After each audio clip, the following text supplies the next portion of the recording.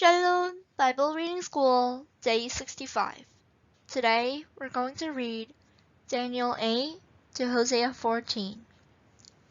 Day point. Through Daniel's vision comes the visible process of the manifestation of God's eternal kingdom, which has been already fulfilled according to God's will.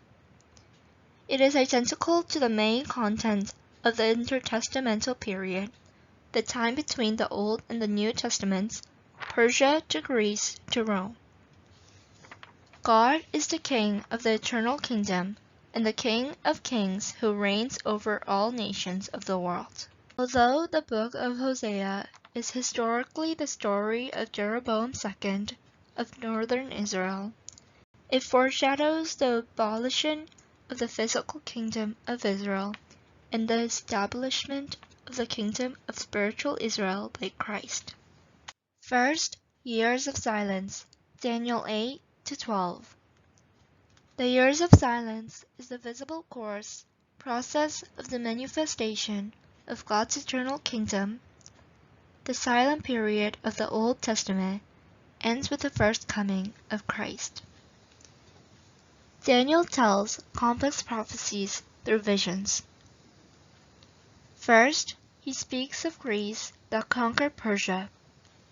The Antichrist, the beast with worldly power on his back, carries out Satan's scheme to abolish the offerings at the temple or to manipulate them to worship idols.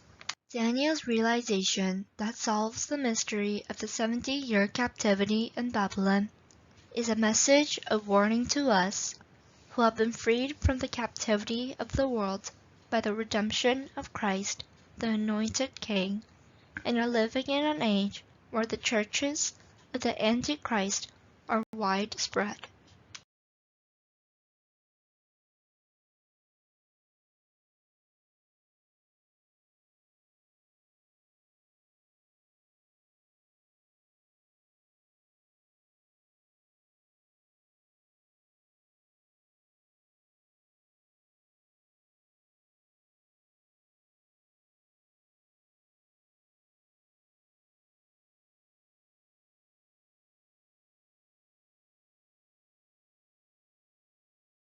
Second, spiritual Israel, Hosea 1 to 14.